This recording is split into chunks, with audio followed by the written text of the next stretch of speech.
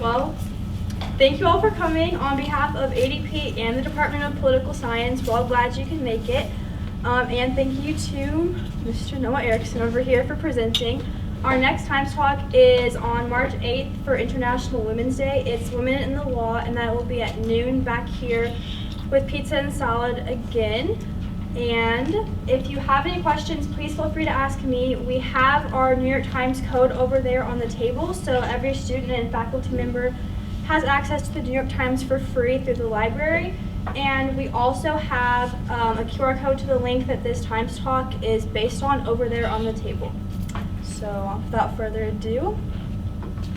Good evening, everyone. As she did say, my name is Noah Erichsen. I'm from Ellsworth, Kansas, and I'm running for House District 108 for the state legislature in Kansas. And tonight, I'm going to be talking about bipartisanship, which the United States desperately needs, and the importance of young legislators. I'm going to take you through all the breakdowns from the national level to the state level, ending with how young legislators can help our country and help our state. First off, we're going to look at the major U.S. political parties where a lot of your partisanship starts.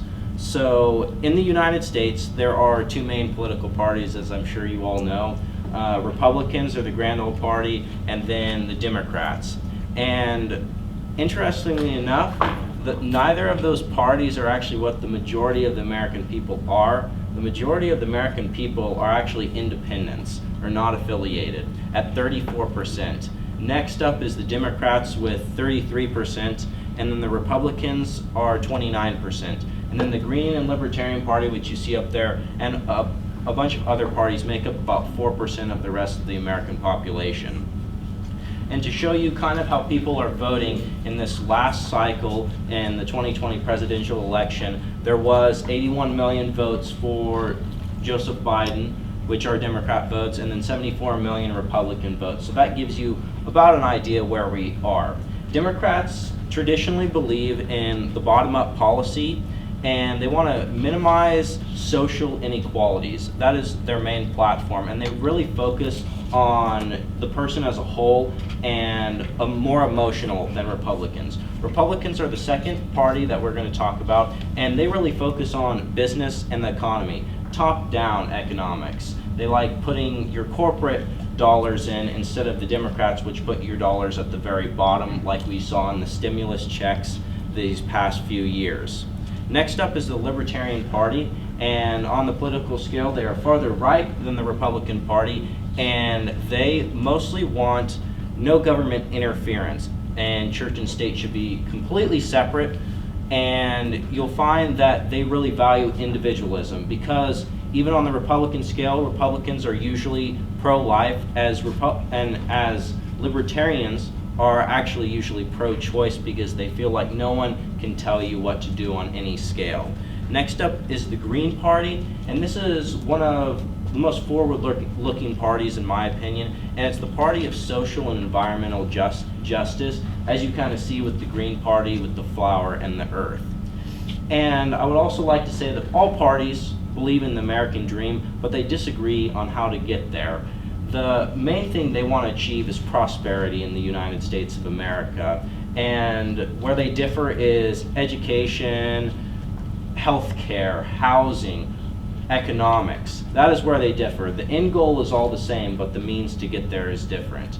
And this is one reason why the goals of bipartisanship are so hard to achieve, because your hot topics, like abortion, like taxes, like healthcare, are the things that are so heavily debated, and it's very hard to find that bridge.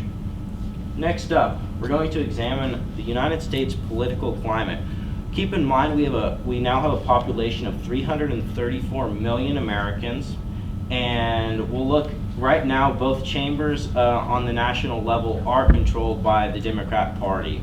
If you can look at the numbers real fast, you can see the House has 222 Democrats and 211 Republicans. Now this is very rare. The margins are so razor thin. This does not usually happen. Each seat in the House represents about 710,000 people, and currently the Democrats represent 157 million people, while the Republicans represent 149 million people in the chamber. Next up is the Senate. And right now in the Senate, we have a very, very unique situation that doesn't happen very often. As you can see, it's 50-50 currently. And since the Vice President, Kamala Harris, is a Democrat, the chamber is controlled by the Democrats. Now, this also creates for a bunch of unique situations, especially with the legislative filibuster, which I know some people like and some people do not like, but it is a tool that the minority party uses a lot, and especially since they are equal right now, it's very hard to pass legislation without bipartisan consent.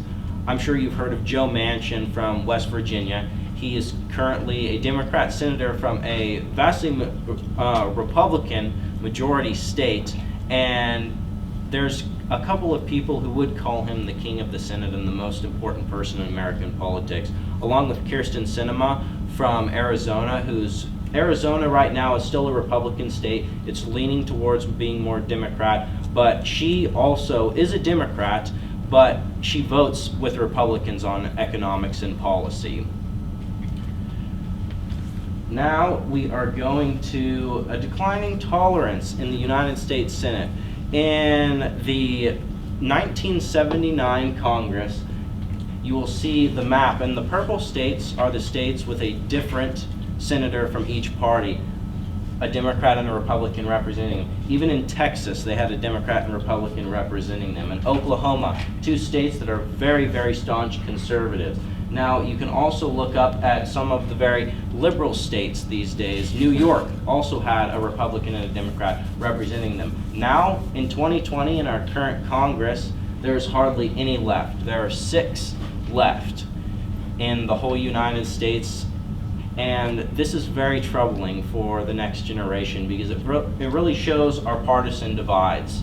You know, each state only focuses on one kind of person, because here in Kansas we have 2 Republican senators, and we have actually a very special situation. The longest seat that has been the same party is our 2 seats from Kansas. They rank 1 and 2. The first seat, which is Roger Marshall's seat, a Class 2 seat, has been a Republican seat since March of 1919. And the other seat, which Jerry Moran currently holds, a Class 3 seat, has been Republican since January 1939. There has been no bridge in Kansas, and we're the longest state in the union to not have any Democrat senator from our majority Republican state. And as you see, there's only 6 left, and it is hardly anything. And if we look at Wisconsin, those 2 representing them, they have a woman as a Democrat senator, and then the man serves on the Republican side, and they're about the staunchest contrast you can get. But you will always see them go together and propose bipartisan bills together, and they always go farther in the legislative process. Currently, in my opinion, Congress has not been doing anything that benefits both sides. Usually you'll see a state like Texas, which has about a 500,000 margin between their Democrats and Republicans, but you only focus on your partisan side. So out of Texas, you get all of these staunch conservative bills while you are forgetting about the other side. Now we are going to examine the pull of partisanship. Patrick Henry once said, "United we stand, and divided we fall. Let us not split into factions, which we must destroy that union upon which our existence hangs." We need to take a step back from the hate in our world, and we must look to compassion. Now, a lot of people argue partisanship is actually good, because in your governments, we can take Russia as an example right now, a very totalitarianism rule.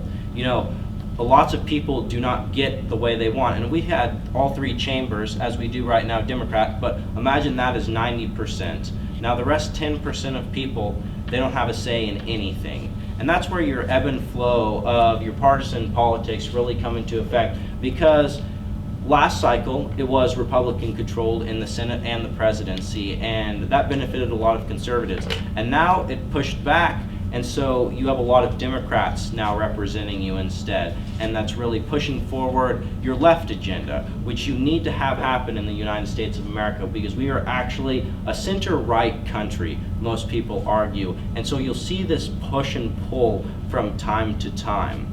Now, I don't know, I'm sure you guys know, but the United States motto is actually E pluribus unum. When you walk in the United States Capitol, that's what's on the massive seal, and it's one from many.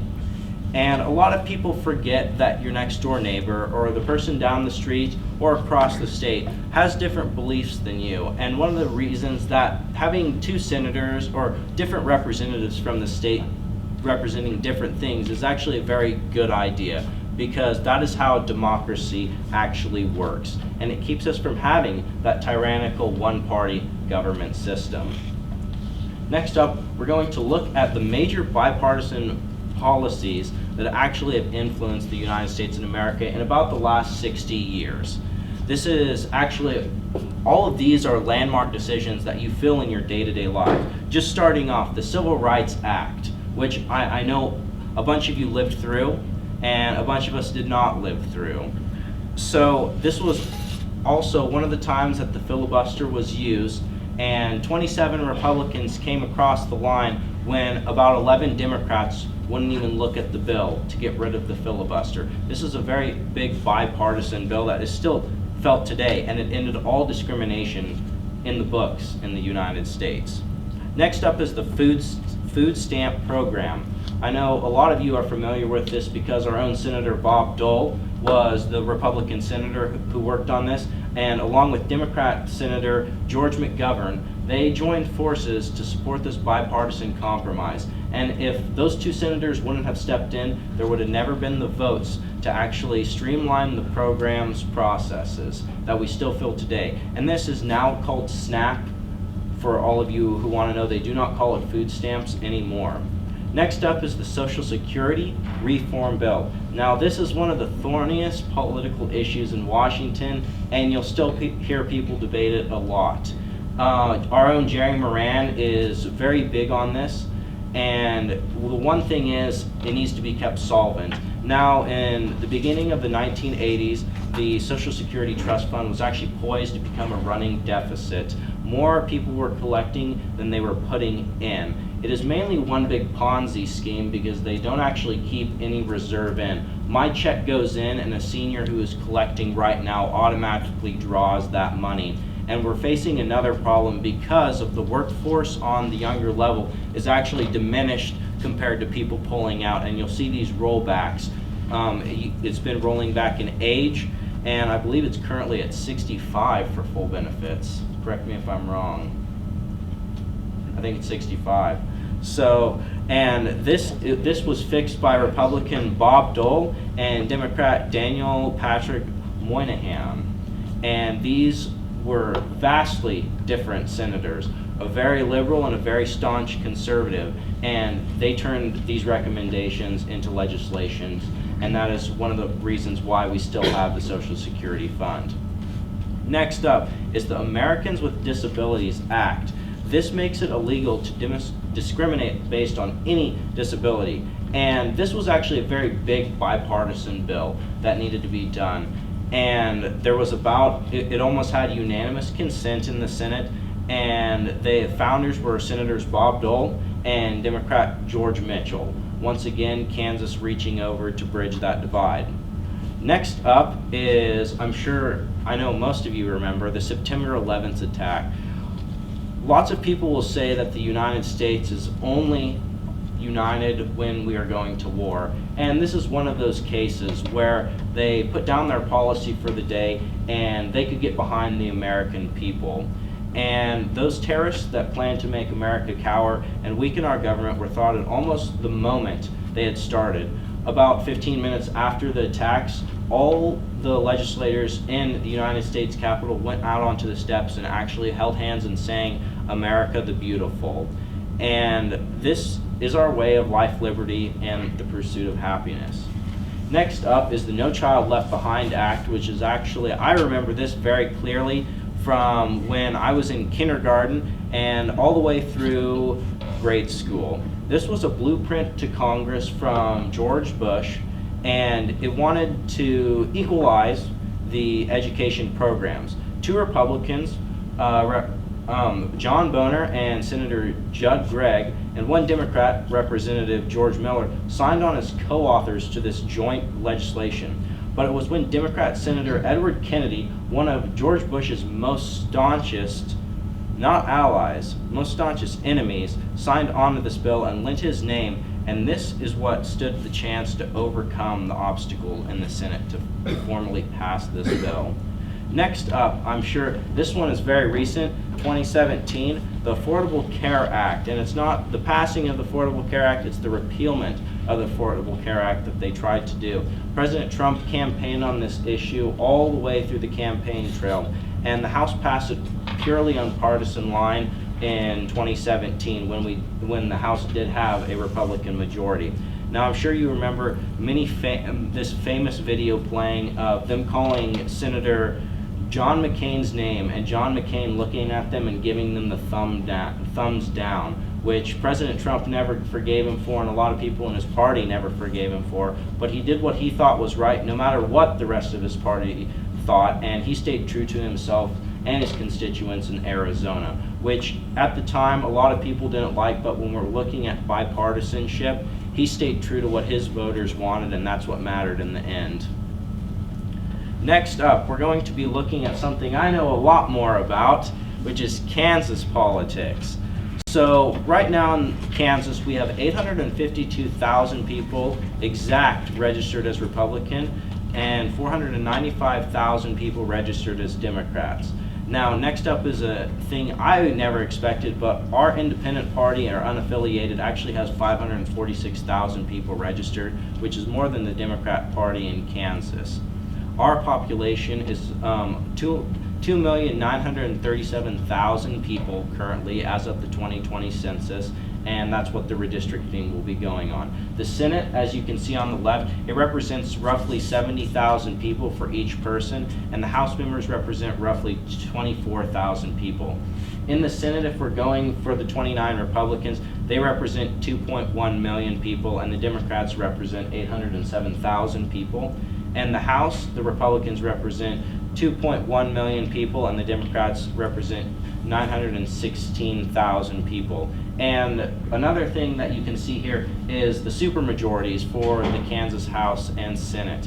The Republicans actually have a supermajority in both the House and the Senate, and this is checked once again by Governor Kelly, who is a Democrat. And most people look at bipartisanship in the legislature, but there's actually bipartisanship from the executive branch to the legislature that needs to be done.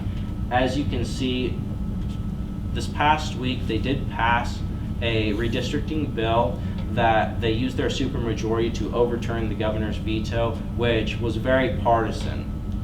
And you need this check from the governor. Most governments actually work better when there is a differing of party, because it forces people to work together. Okay, next up these are actually the maps for the congressional district of Kansas. The one on the left is the one that was drawn by the courts in 2012, and this next one is the one that's enacted for this next decade. This new map is called Ad Astra 2, and it's the newest congressional map. Now you can see partisanship come really into play with this. If you look at the big first district, which we're all sitting in right now it goes all the way to Lawrence, and this is usually to water down Democrat votes in Kansas. If you look in the corner, you can actually see Wyandotte County is now split in half. And the Republicans weren't that smart on this, because that was the only majority-minority county in Kansas, setting themselves up for a great gerrymandering lawsuit, which they already have 2 in the courts. And District 3, currently our only Democrat seat, is now polling 3 points Republican instead of Democrat. And now I'll remind you of the numbers. We have 852,000 Republicans to 495,000 Democrats, and we're going to leave out the unaffiliated right now. But that means that they hold around Republicans hold around 63% of the voters in Kansas. Now this map, if it goes all Republican, it would be doing a very large disservice to the other party in Kansas, because there are about 500,000 people that do not vote Republican or do not identify with the Republican Party. So this is a very partisan map, and it was vetoed by the governor and overrode by the Republican Party. And this is not the way democracy works. Democracy works when it is representative of the American people. And this map right here is not accurate representation of the American people. Now we're going to look up a need for bipartisanship, and I'll have to say this is one of my favorite pictures I've ever found. You have the American flag in the middle, and although the different ideas, the end of all of our goals are still the same.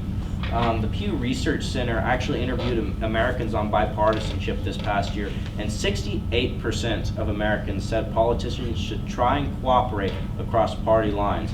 Almost 2/3 said they should compromise to find solutions, and 93% of them said to treat opponents with civility. And you don't get a lot of that in Washington or Topeka anymore. Voters like it when their elected officials actually work across the line.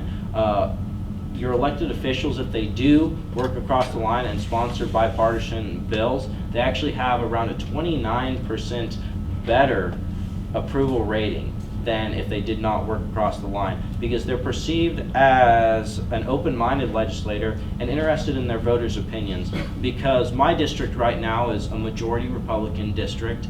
It has about 2,300 Republicans in it, and there are about, in the county of Ellsworth, 2,900 Republicans and about 1,000 Democrats. So it is split on everything, and you're perceived as open-minded, and that's what the voters like. Another study also found that people who participate in bipartisan legislation actually have more confidence in Congress as an institution and on Americans as a whole.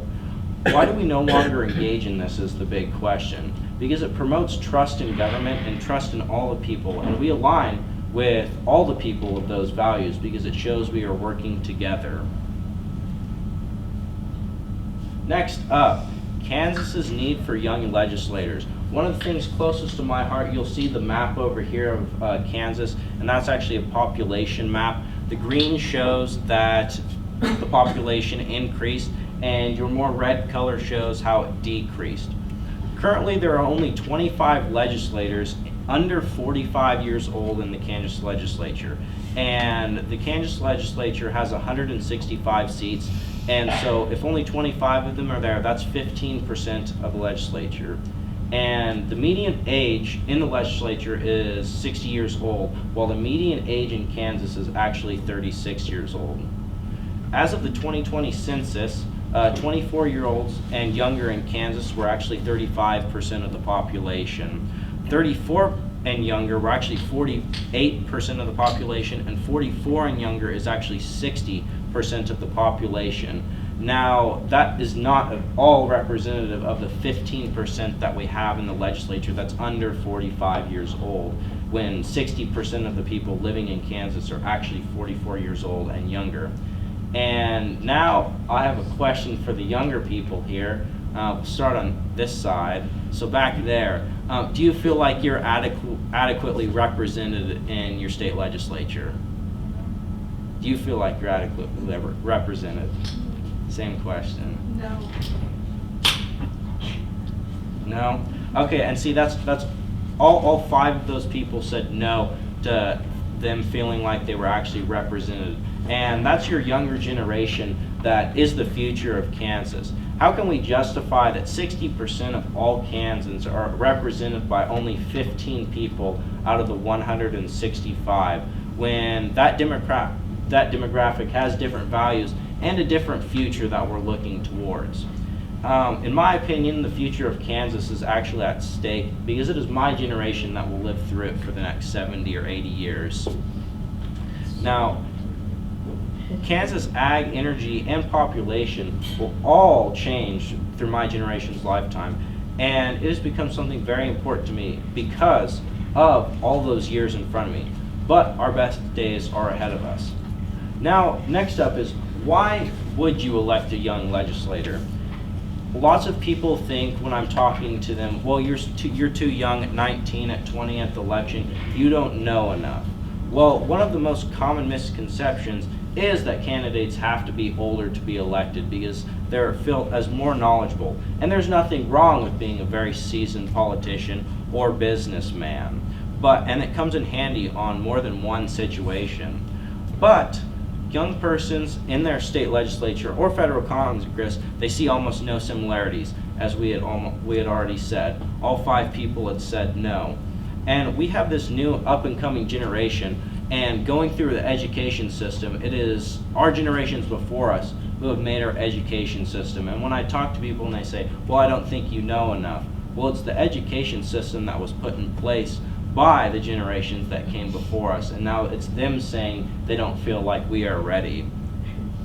So younger Kansans need to be part of the political process to ensure our state's future is not only promising, but that we actually deliver on the promises, because I will be more apt to work for something that I know I will come see to pass than someone who is 70 years old and it's kind of just an experiment for them, because I know it has to work because I have to live through it.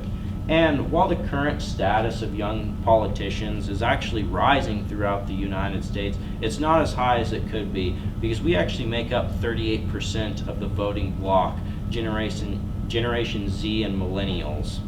So they need to think about their future, because it's all of our futures. Businesses and educational institutions recognize they have to do more.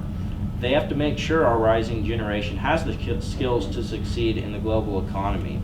And right now, what America needs is a generation of young people with a belief in the American dream. And we need to give them a chance to live it. Now, as I already said, 34% of the eligible voting bloc is actually 18 through 28-year-olds. And this is the part that never gets polled. And one of the biggest reasons is they don't hardly ever get out and vote. They have the lowest voting rate in the United States at about 12% currently, which is hardly anything, and that's 34% of the actual voting bloc, which that now our democracy is very skewed because of that. Many people I do talk to are very sick and tired of the whole partisanship thing, and much of my generation and myself hates that turmoil. And this is the United States, and this needs to be united if we are going to be the United States. Our country was built on the idea that one man matters, and one man can make a difference no matter his ideas or opinions. Next up, my personal priorities, and this is more of a Kansas thing, is first off, they're very bipartisan on what we're wanting to do, because this is something that we're looking towards the future of Kansas. First off, no one can argue with this one, is economic development. We want Kansas to grow, and we're going to need bipartisan bills to actually do this, to increase the industry, to increase local business, and to increase housing. We need to start forgetting about the hot button topics and actually look towards the people and actually see what the people want, because instead of arguing for abortion or another hot button topic like that, we could be trying to find out how to save rural Kansas, how to get people back into rural Kansas, which is exactly where we are. Another big one is education. As I already said, there are a lot of people above me who say, well, you just got out of school, you don't know hardly as much as an older person would. Well, this is the education system that we want in place for our kids. We need to make sure that is a quality education, and we need to keep that up. Next up is also another one that we don't fulfill ever at the federal level, and that is fiscal responsibility with the budgets, and how to actually be responsible with budget surplus. And right now we have a deficit of over $30 trillion on the federal level, which I find very unacceptable, because once again, who's footing that bill? I'm going to have to live the next 60 years of my life with over $30 trillion in debt for the American people, and that's unacceptable in my opinion. Next up, another one for the young legislators is innovation. Innovation has come a long way, and this is about investing in the future of Kansas and providing business and ag incentives with these new schoolings and new techniques that we learn. And then lastly, I always put the future, and it's about moving Kansas forward through a bipartisan manner that we can all agree on, because it will help the people of Kansas. We need to address the future economically and socially for everyone. And one of my main priorities is, if we do address the future, people will be more apt to stay. So often when you're going through school, they push you to try and go to Ivy League or go out of state. And it's preparing our best and brightest to leave when in fact we want our best and brightest to come home. We want our best and brightest to fill our towns and keep and stay in Kansas. We must work together to better our state and create policies that all people benefit from, no matter what side, and fight for our individual rights and freedoms. From the education to our youth and to the welfare of our seniors, we must work together to ensure our great future. We must listen to ideas on both sides of the aisle, and that is what I feel is very institutional to our success in the future. It's all about looking forwards. So, one last thing, and that is young people and bipartisanship. Right now there is a bipartisanship caucus in the Kansas House by those people who are under 45. And once again, they're united not only by the fact of our great state of Kansas in the United States, but it's looking towards the future to really bridge those gaps. Because when you aren't looking for the differences, you find the similarities. And next off, you must all work together. You know, we're always taught to look at these morals and taught to be friendly, but every time you turn on the news, there's so much hate. And I always wonder where we lost ourselves in that process. There's so much hate and there's no friendliness at all. You have people yelling at each other, people calling each other names, and this is something that you haven't been able to do since preschool, but you turn on the TV and you can see your elected official doing it. And I find that very unacceptable. And lastly, our current issues should actually not be partisan at all. There's a lot of stuff that we're not addressing, like just the well-being of our people with capers and Social Security. There's nothing partisan about these matters because it is for the betterment of the United States. So we really need to come together from that because the middle is a great place to be. That is all that I have for you. Does anyone have any questions? Yes. What do you think of Erichsen? Okay, this is a question I actually get a lot. For those of you who don't know, Aaron Coleman is a 21-year-old legislator from the Kansas City area, and he has multiple rap sheets from him beating up his girlfriend to a revenge porn thing at 14, and he currently got a DUI at the age of 20 driving backwards down I-70. So I do get a lot of questions about that, but my first answer would have to jokingly be, well, he's Democrat. But it does give young people kind of a bad rap, but we have to work through that because he's not representative of all young people. Well, on the same thing, there's 3 senior senators that had DUIs too. Yeah, and that's one of my comebacks too.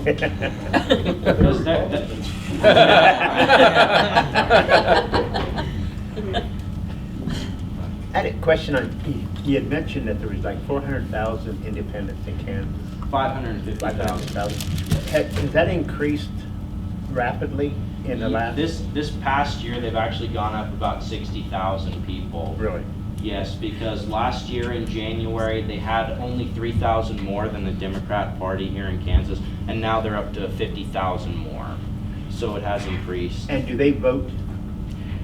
So usually you'll see this mostly, you can't tell from your legislative seats, but there's a reason why Governor Kelly won in a predominantly Republican state, because when you add both the Democrats and independents, you get 1 million registered voters, which is 150,000 more people. And in the United States as a whole, they always talk about the suburban areas, but it's actually the independent votes who actually win the election. It's your primary that's more focused on, you can see all the partisan divide, but whoever gets the independents wins. Okay, thank you. Yes. What do you think of the filibuster? What do I think of the filibuster? It's institutional to the minority party. And this flips because during President Trump's time when they had a Republican Senate, I didn't like the filibuster at all. But right now with the majority Democrat Senate, I find it quite helpful. So. And it encourages bipartisan legislation because you do need 60 votes to overcome the filibuster. So with our 50-50 Senate right now, you can block it very easily, as you saw with all the Build Back Better bills that were proposed. So the young person who won the election. As a young person, Joe Biden. Joe Biden, and I always say this, people ask me that, and I do cater to a very conservative base from Ruby Red, Kansas, but you can't doubt the American democracy, because then that undermines the whole entire system. So we got what we elected for, and it was a perfectly legal election, and if you want to change it, just get out and vote next time. So, okay. Well, thank you guys for coming, and thank you ADP for sponsoring this.